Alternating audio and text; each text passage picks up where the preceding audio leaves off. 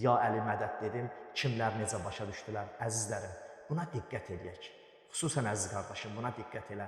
Əğyarın qəlbini ələ almaq üçün yarın haqqını tapdalama.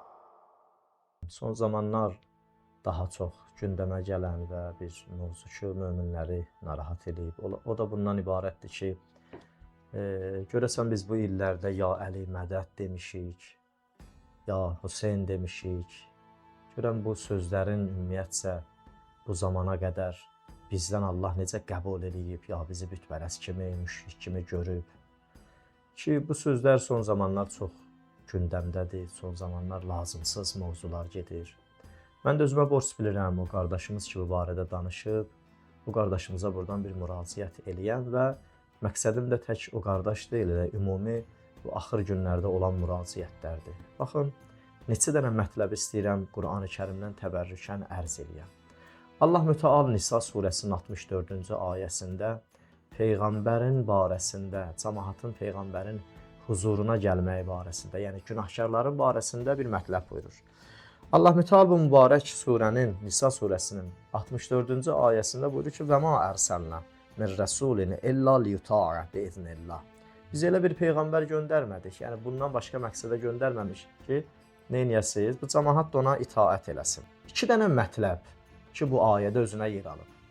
Deyir, elə bir Peyğəmbər göndərmədik ki, ta bundan başqa məqsədə olmadı. Yəni, insanlar ona itaət eləsinlər. Bu itaət olunan Peyğəmbər ki, itaətə layiqdir, Allah Peyğəmbər və Allah çağırışının ikisini də burada itaət olunmağı zəruri və vacib olan Peyğəmbərin barəsində bu cür buyurur. Bir, günahkarlar əgər Peyğəmbərin huzuruna gəlsəydilər, Allahdan bağışlanmaq istəsəydilər, Peyğəmbər də onlar üçün bağışlanmaq istəsəydilər, لَوَجَدُوا تَوَّابًا رَحِيمًا Onlar həqiqətən Allahı necə tapardılar? Tövbə qəbul eləyən və çox rəhm eləyən, bağışlayan, mərhəmətli, rəhimli olan Allah kimi tapardılar. Baxın, iki dənə mətləb. Bir, deyir, İzzələmu ənfusəhum vələv ennəhum İzzələmu ənfusəhum cauk Əgər o özünə günah eləyən günahkarlar Peyğəmbərin huzuruna gəlsəydilər, nə iş görərdilər orada? Deyir, fəstəğfirullahə. Birinci, Allahdan bağışlanmaq istəsəydilər. Vəstəğfirə ləhumur rəsul. Peyğəmbər də onlar üçün bağışlanmaq istəsəydilər, Allahın nə qədər rəhimli və tövbə qəbul eləyən olduğunu görərdilər, yəqinən bilərdilər. İki dənə yol. Bir, Peyğəmbərin huzurunda Allahdan istəmək. İki, Peyğəmbər bizim üçün Allahdan istəmək. Ayənin özündə iki dənə mətləb özünə yer alıb. İndi sual çıxır, görəsən birbaşa Peyğəmbər və imamların özünə müraciət eləməkdə bizim müşkülümüz nədir? Yəni imam o şəxslər ki, məsumlardan gedir söhbət, Həzrəti Əli əleyhissalam, Həzrəti İmam Hüseyn əleyhissalam və digər imamlar. Onların qapısında, məsələn İmam Rıza əleyhissalam, görəsən onların qapısında mən imamdan istəsəm ki, imam mənim əvəzdən Allahdan istəsə. Çünki bilirəm imamın ləyaqəti var Allahdan istəməyə. Mən imamın özündən birbaşa istəsəm, görər harasında işin səhv eləmişdim.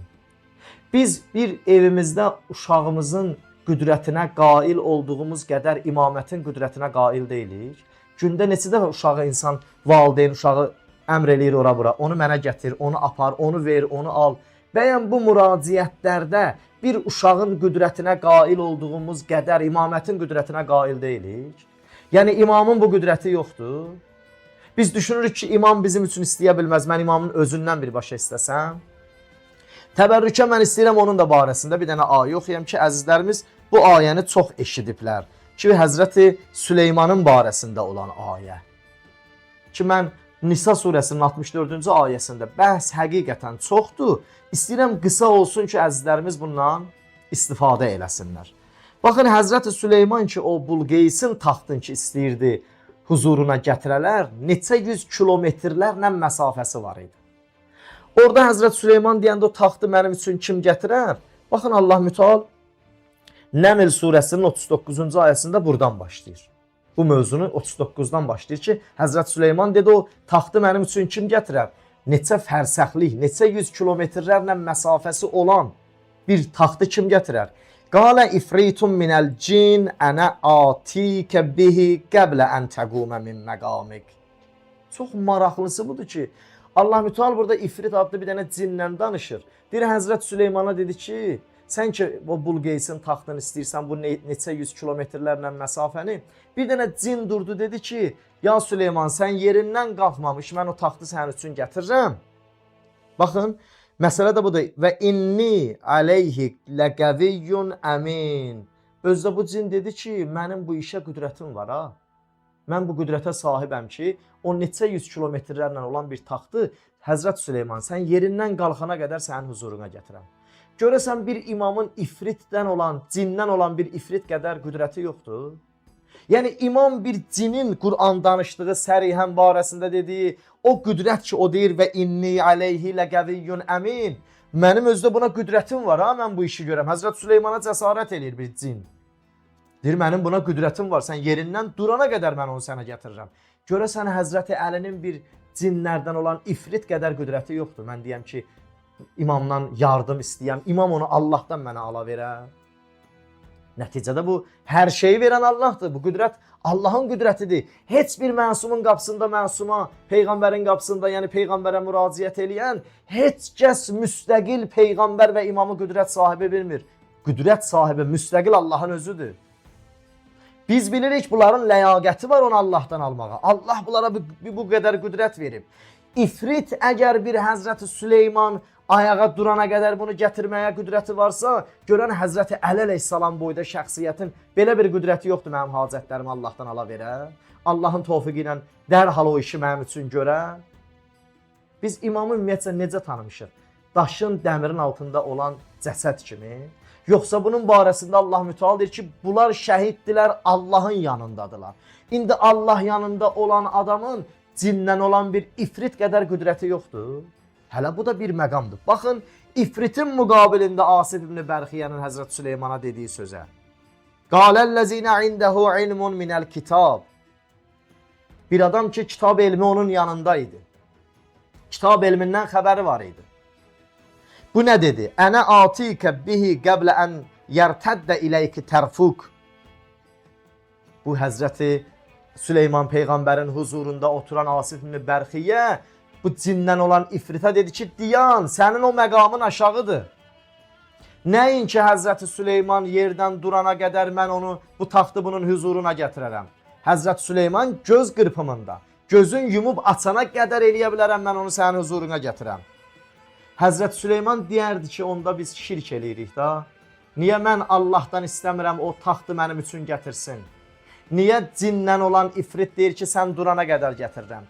Bacım oğlu Asif ibn Bərxiyyə deyir ki, sən göz qırpımında gözünü yumub açana qədər. Yəni bu qədər tez bir surətdə. Əslində orada o göz qırpımı bir surətin tezliyinə aid misaldır. O qədər cəld, o qədər tez, o qədər zaman itirmədən gətirərəm misalıdır. İndi gəlir bir dənə də bacısı oğlu Asif ibn Bərxiyyə deyir ki, bir göz qırpımında mən onu sənin üçün gətirirəm. Həzrət Süleyman bəyən burada şirk elirdi. Niyə Allahdan istəmirdi, sarayda oturanlardan istəyirdi? Müraciətdir. Həzrət Süleyman Allahdan istəmədi, saray əhlinə müraciət elədi. Onda birinci şirki Həzrət Süleyman eləyib bəyən bu məntiqlə. 2. Əgər doğrudan bir cin bu qüdrətə malikdirsə, gör məsumlar hansı qüdrətə malikdir. İndi onun da ayəsini oxuyacağam. 3.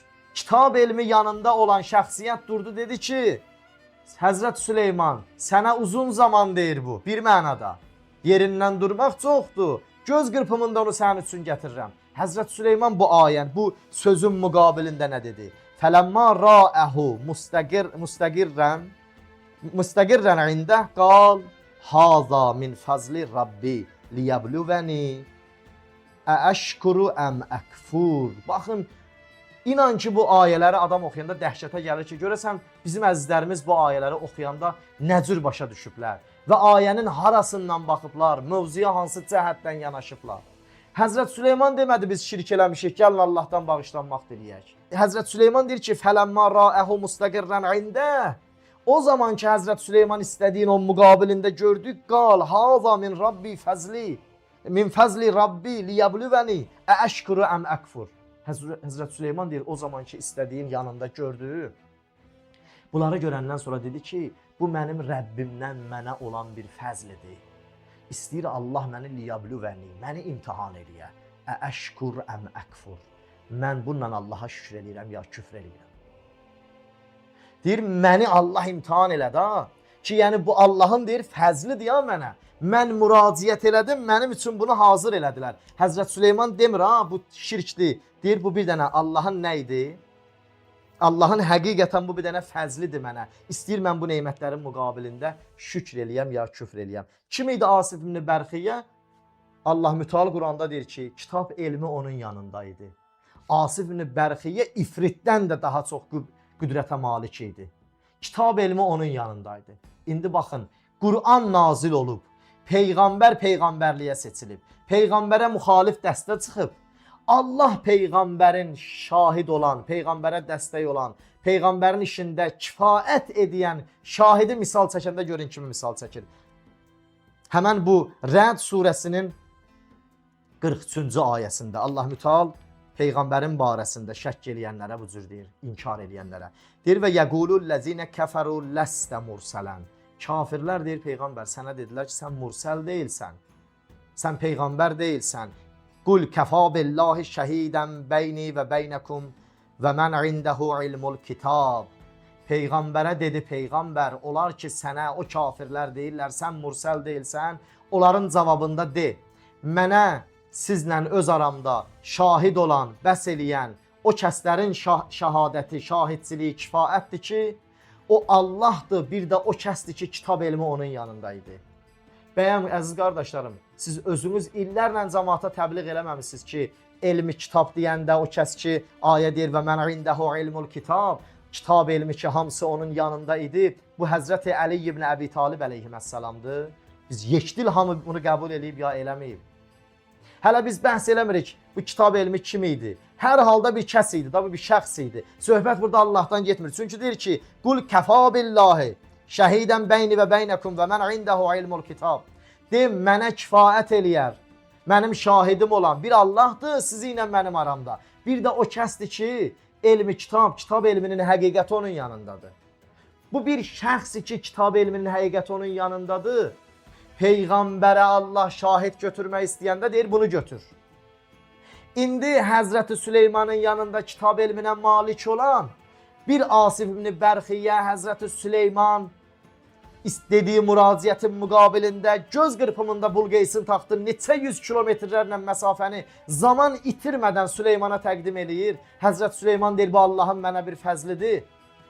Bunu eləyən bir şəxsiyyət indi bu kitab elmi ki, Əli ibn Əbi Talibin yanındadır. Bu ayə və bu ayənin şənində bütün ravilər, bütün sahabələrin rəyi ilə. İndi gör Həzrət Əli əleyhissalam nəyə malikdir? İndi anlaşıldı ki, ya Əli mədəti biz niyə deyirik? Hər bir xalqın, hər bir cəmiyyətin, bəzən və hər bir qəbilənin özünün əqidə və yaxud da ki, öz bir formalaşmış adət ənənəsin xülasə bir kəlmə ilə ifadə eləyərlər. Ya Əli mədət bizim Quranda təvəssül ayələrimizdir. Ya Əli mədət Quranda bizə nazil olan, Peyğəmbərə nazil olan, bizi başa salan şəfaət ayələridir. Biz ya Əli mədətlə bir dənə etiqadımızın xülasə bir kəlməsini izah edirik ki, biz Quranda şəfaət ayəsinə iman gətirmişik və onu qəbul eləmişik. Biz Quranda təvəssül ayələrinə iman gətirmişik, onu qəbul eləmişik. Biz bayaqdan bu oxuduğumuz ayələri qəbul eləmişik. Bu ayələrin xülasəsi ya Əli mədətdir. Bu da bir etiqadlı cəmiyyətin etiqadından doğan bir dənə xülasələnmiş bir kəlmədir. Bunun niyə izahatını istəyirik biz? Ya Əli mədət dedim, kimlər necə başa düşdülər? Əzizlərim, buna diqqət edək. Xüsusən əziz qardaşım, buna diqqət elə. Əğyarın qəlbini ələ almaq üçün yarın haqqını tapdalama. Mənim sizdən bir dənə xahişim və təmənnam budur. Vəssalamu aleykum və rəhmətullahi və bərəkatuhu.